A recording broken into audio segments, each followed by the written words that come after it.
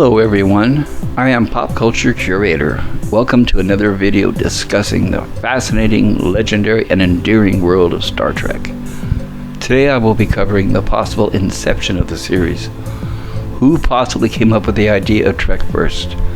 I am a huge Trek fan, as well as science fiction nerd in general. I grew up as a child watching Trek during the weekdays and classic sci-fi, space, and monster movies late in the evenings on the weekends.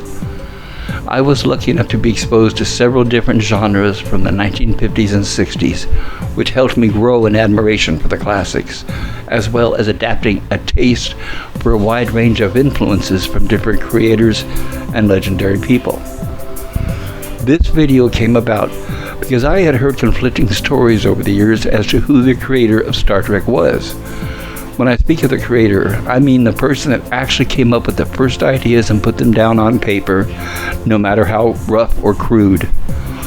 What has become well known as the nature in Hollywood is that ideas in business is sometimes very ruthless, and sometimes there are some people who have ideas borrowed from them as the credit is given to someone else.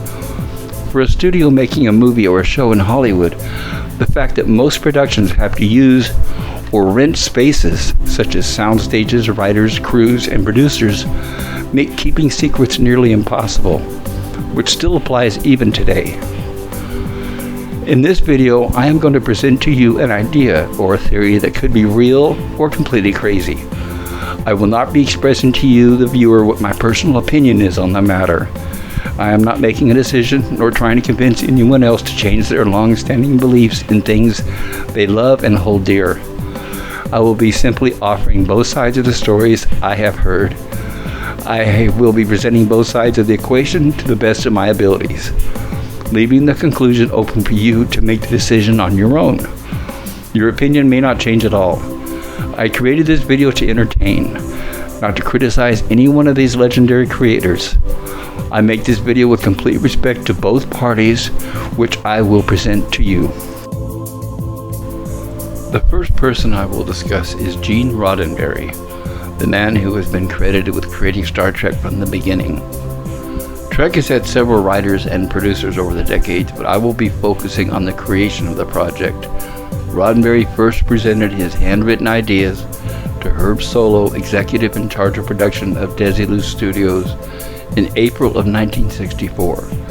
Gene had just finished creating a series called The Lieutenant, starring Gary Mitchell, which lasted one season before being canceled. Before that show, Rodenberry worked as a writer at various stages on other network shows at the time. Some examples of Roddenberry's previous work was in mostly police dramas or westerns. Rodenberry was an ex-Los Angeles police officer, which helped him in writing for the police shows. Some relative examples include Mr. District Attorney in 1958, Highway Patrol in 1955 and 56, True Story in 1957, Boots and Saddles in 1957 and 58, The Detectives 1960. Other shows included Wrangler, Whiplash, Two Faces West, Target the Corruptors, Have Gun Will Travel, and The Virginian, followed by The Lawbreakers. Then he wrote and created his show, The Lieutenant, in 1963-64. His next project is what changed his as well as all of our lives forever. 1964 was the titular year that all the magic happened. On the other hand, there was another creative genius with a similar background as Rodenberry, Ib Melchior. As well as serving in World War II like Rodenberry, he began writing for Hollywood in the 1950s and soon prospered. These days his work may not seem to be as fondly revered or legendary as Roddenberry's. However, I'm going to present to you two timelines that I think are very similar in these two men's lives. Ib Melchior was an immigrant from Denmark. He soon earned a name for himself for his fantastical and stylized movie and television scripts.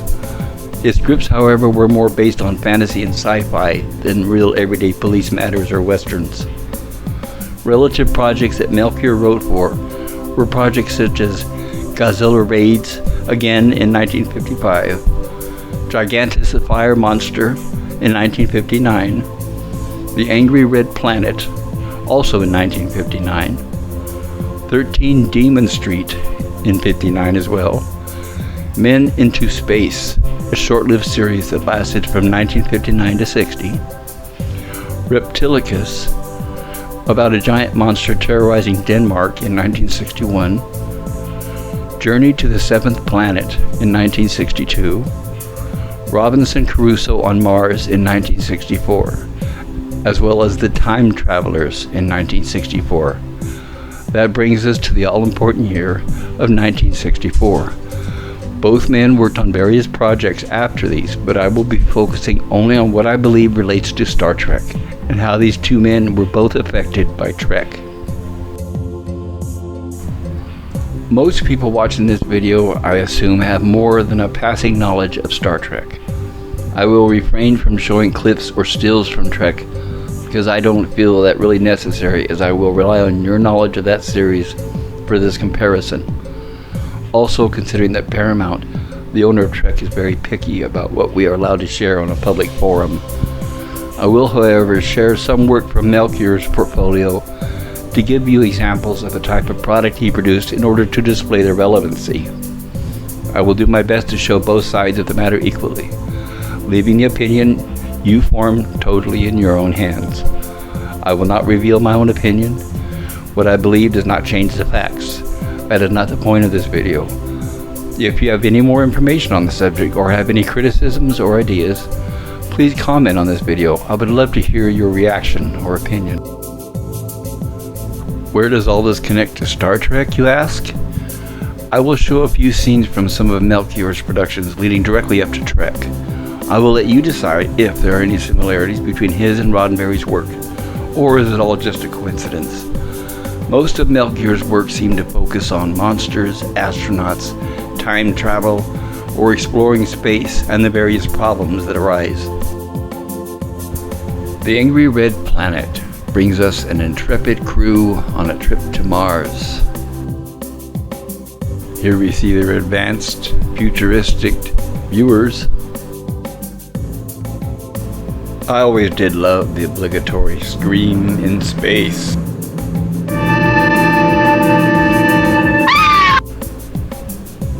Here we see our brave landing party in action.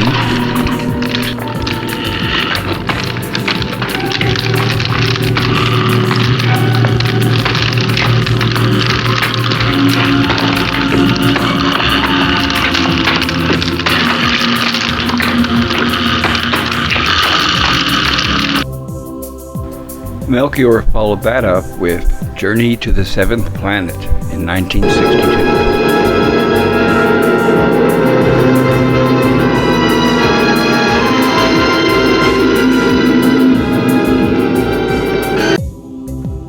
We even get a cringe moment where two astronauts look out the window. Let the boy get his first look at Miss Universe. You know, there's nothing like that first look.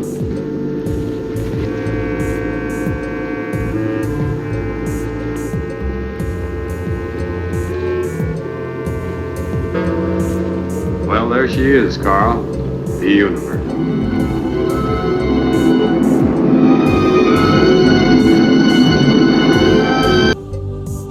We find out here the aliens are not what we expected.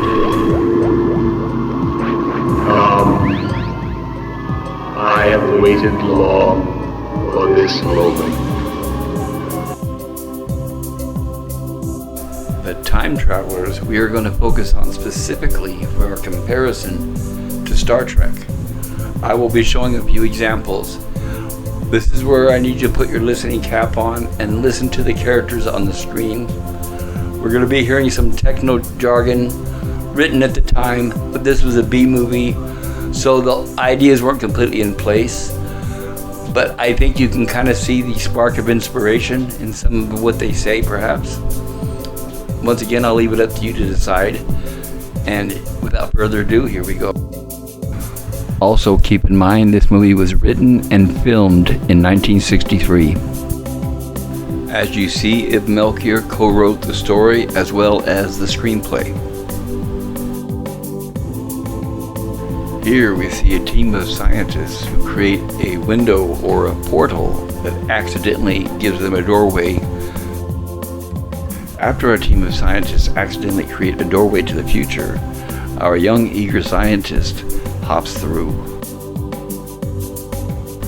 We even have a red alert, and you can actually see that low budget in action, but it is quaint for the time.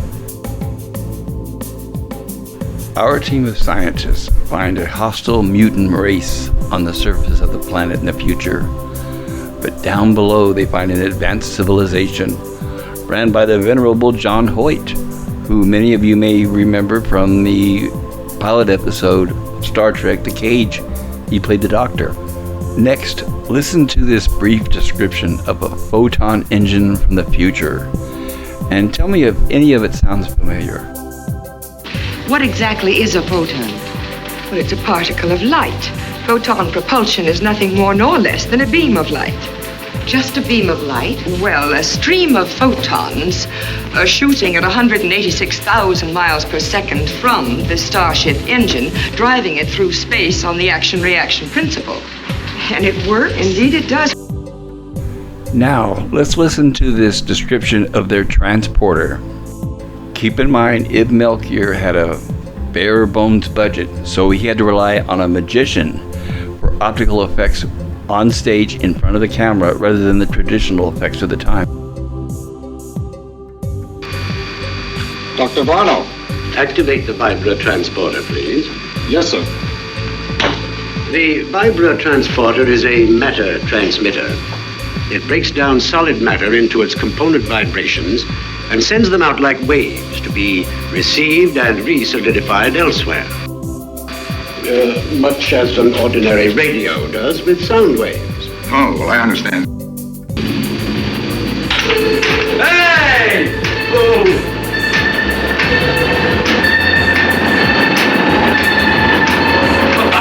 Now I know how a roasting chicken feels. Woo, just like a fun house. Oh.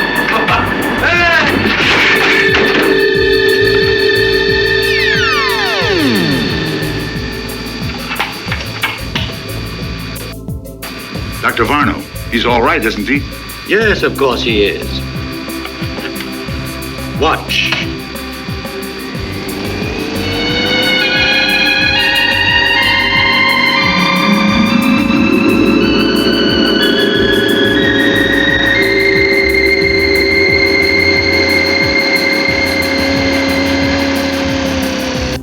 Even an android factory. Attention to the 3 androids programmed for molecular circuiting needed at the Photon Drive Center. Does any of that seem familiar or coincidental to you? Maybe, maybe not.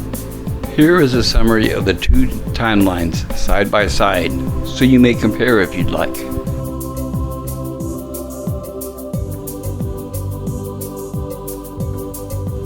Now I would like to show a few clips to you from Melchior while he shares a little bit of his experience on the subject.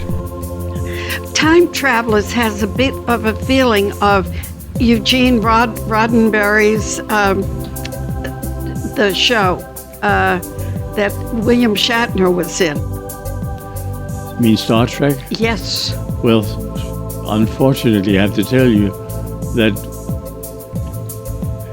in the film Robinson Crusoe on Mars was a man named Vic London. And Vic London and I wrote Star Trek and gave it to Gene Rodenberry. Unfortunately, he decided to cut us out. Couldn't you sue him?